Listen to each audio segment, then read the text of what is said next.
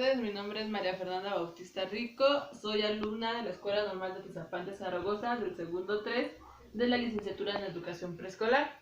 Y esta exposición es de la materia de producción de textos narrativos y académicos y es sobre el fascículo 4, cómo escribir relatos pedagógicos. Bueno, eh, la lectura empieza con una pregunta que es ¿cómo escribir relatos pedagógicos? Yo puse tres palabras que me ayudan a identificar que son ejercicios, actividades y preguntas, ya que se refiere a alguien que nos acompañe y facilite la escritura e imite la reflexión de los docentes narradores.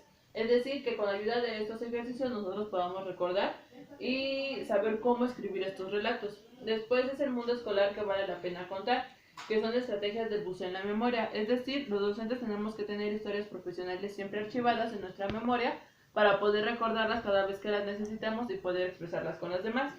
Después siguen las experiencias pedagógicas, que se clasifican en dos, que una son los docentes pueden elegir libremente una experiencia y la otra que es un tema en específico. Es decir, en una nosotros podemos elegir lo que nosotros queramos contar y en la otra tenemos un tema en específico que nos hace recordar una experiencia que hayamos vivido y relacionarlo con ese tema. Después viene la evocación de los recursos, que es la secuencia de posibles actividades, es decir, recordar activamente la memoria reciente y no elegir más de tres reflexiones. También es anotar palabras que permitan identificar y diferenciar entre sí y solicitar a otros docentes que planteen preguntas acerca del título elegido. Esto se me hizo muy importante porque podemos solicitarle a otros docentes igual que nosotros que nos hagan preguntas sobre lo que nosotros estamos compartiendo y de esa manera pues obtener más experiencias positivas. Después sigue otro apartado que se llama Andaturas de Escritor 1, que es sobre el mundo escolar que decidimos escribir, que es el trabajo y la experiencia, que se refiere a la experiencia en una sola, aspectos, dimensiones o momentos de la experiencia, es decir, del trabajo que nosotros tenemos, las experiencias que más hemos tenido. Después sigue Andaturas Escritor 2, que se refiere a tener presente el proceso de seleccionar sobre el que se va a escribir y los paseos de recorrido y lo que se transmite en una ida y vuelta. Venía un apartado que se llama Más allá de la hoja en blanco, que se refiere al relato de una experiencia pedagógica, o sea, que una hoja va más allá de, o sea, que podemos transmitir a lo que nosotros experimentamos. Y que es otro que se llama que es escribir, que es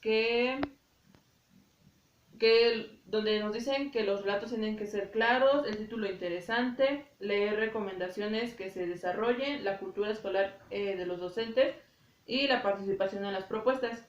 Y también venía Andaturas de Escritor 3, que se refiere a la transformación, el título de la experiencia y pensar en el título, que con el título nosotros podemos guiar más allá de una persona al ver nuestro título puede decir si es interesante o no es interesante. Entonces tenemos que transformar eso para que la persona que lo esté leyendo pues se le haga interesante lo que nosotros queremos compartirle.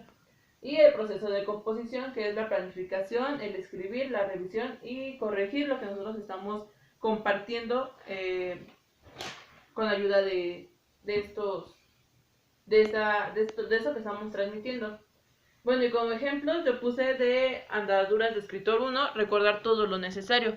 Creo que cuando nosotras vamos de prácticas de observación tenemos que recordar absolutamente todo, ya que todo nos ayuda a poder identificar cómo es nuestro grupo, qué es lo que tenemos que hacer, las secuencias didácticas que tenemos que seguir, las estrategias que tenemos que utilizar en ellos. Entonces creo que es muy necesario que nosotros recordemos todo lo que vemos en este momento para poder conocer a nuestros alumnos.